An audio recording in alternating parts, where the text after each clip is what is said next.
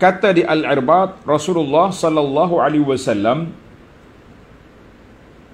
telah menasihati kami. Wa'azana, memberi mau'izah, menasihati kami dengan suatu nasihat wajilat minhal qulub, yang menggetarkan hati-hati kami. Kita dengar tu berasa gerung dalam hati kita. Wazarafat minhal uyun, dan menggugurkan air mata kami. Masya Allah, ini wasiah yang cukup penting sampai peringkat sahabat-sahabat rasa menggetar hati dan mengalirkan air mata. Allahu Akbar. Kita tak nak bayangkan bagaimana Nabi SAW dengan wasiah dia yang begitu mantap. Qal, faqulna, kami pun kata, ya Rasulullah, ka'annaha mau'izatu muwaddi'in fa'awsina. Wahai Rasulullah, seolah-olah pesanan ini, wasiat ini macam ucapan selamat tinggal. Kita kan kalau kita nak tinggal, kita pesan kepada anak-anak kita ni macam-macam pesanan yang tak pernah dipesan sebelum daripada ini. Walahnya, ialah pesanan akhir. Jadi sahabat ni merasakan bahawa ini adalah merupakan pesanan terakhir dari Nabi SAW. Fa'awsina, maka berilah wasiat, pesanan kepada kami. Qal, Nabi kita bersabda, tuan-tuan tanda dia punya wasiat tadi Nabi SAW. Apa yang Nabi kita pesan? Yang pertama, usikum bitaqwallahi azza wa jalla. Yang pertama, Nabi kata, aku wasiat, aku pesan kepada kamu supaya bertakwa kepada Allah azza wa jalla, supaya bertakwa kepada Allah azza wa jalla. Itu yang pertama. Yang kedua, was-sam'i wat-ta'ah. Pesanan yang kedua adalah kamu dengar dan kamu taat. Wa in ta'ammara 'alaikum 'abdun, walaupun kamu diperintah oleh seorang hamba. Ini andaian lah, orang panggil kuatnya kena taat ni. Walaupun hamba tu perintah, kita kena taat juga. Fa innahu man ya'ish minkum fasayara ikhtilafan katsira. Allahu akbar. Sesungguhnya sesiapa yang hidup selepas daripada aku wafat, kamu akan dapati menyaksikan banyak perselisihan pandangan. Banyak pendapat selisih. Baik, bagaimana penyelesaian ya Rasulullah? Kalau dah berselisih banyak, bagaimana kita nak selesaikan masalah kita? Takkan nak berselisih gitu je. La, Nabi ada penyelesaian. Fa'alaikum bisunnati wa sunnatil khulafa'ir rasyidin al-mahdiyyin. Makanlah kamu berpegang dengan sunnahku. Ini luzum as-sunnah. Berpegang dengan sunnah Nabi sallallahu alaihi wasallam. Berpegang dengan sunnahku dan sunnah para khulafa ar-rasyidin yang diberi petunjuk selepas daripada aku tidak ada. Addu 'alaiha bin nawajid. Peganglah dengan sunnah itu, gigitlah dia dengan gigi geraham kamu. Makna gigi geraham ni kalau kita gigit, payah nak cabut. Mungkin cabut kali dengan keng, kata orang. Kalau cabut kali dengan tulang. Wa iyyakum wa muhdatsatil umur. Awasilah oleh kamu akan membuat mereka perkara-perkara baru dalam agama. Perkara baru dalam agama. Kalau baru dalam kehidupan, nak reka kapal terbang, nak reka jet, silakan. Fa inna kulla bid'atin dalalah.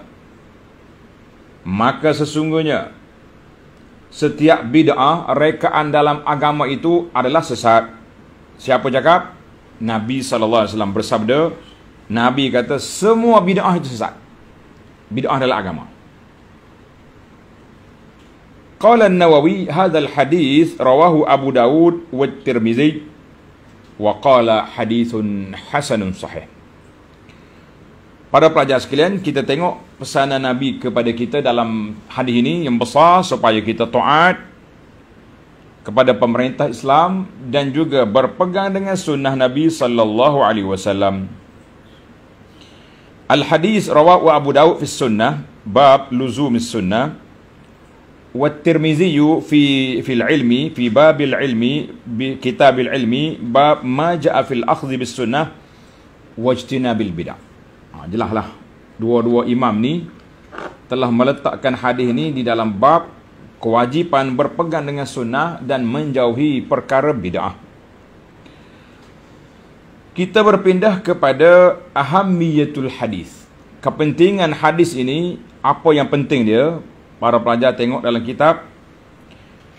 Hadis ini mengandungi beberapa wasiat ataupun pesanan Nabi SAW kepada sahabat-sahabat dia pada waktu itu, dan sekaligus menjadi pesanan kepada umat seluruhnya. Jama'a fiha, terkumpul dalam hadis ini wasiat yang pertama, takwa, bertakwa kepada Allah Azza wa Jalla. Dengar dan taat kepada arahan pemerintah muslimin. Ini semata-mata untuk mencapai kebahagiaan dunia dan akhirat. Demikian juga Nabi kita sallallahu alaihi wasallam berwasiat supaya kita mencari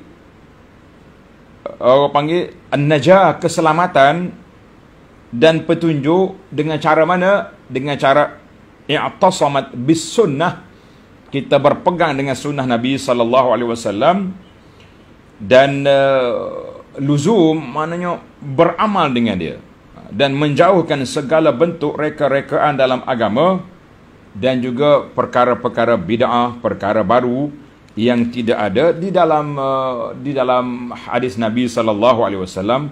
Ini sudah jelas para ulama mengatakan dalam perkara ibadat. Adapun dalam perkara kehidupan dunia, bebas kita nak buat apa saja. Nak buat kereta terbang, nak buat kapal terbang, nak buat orang terbang pun boleh buat. Sekarang ini ada orang terbang. Tengok dalam video, orang terbang. Boleh dia buat. Dia pakai di lengan dia ni. Itu ni eju. Macam ni.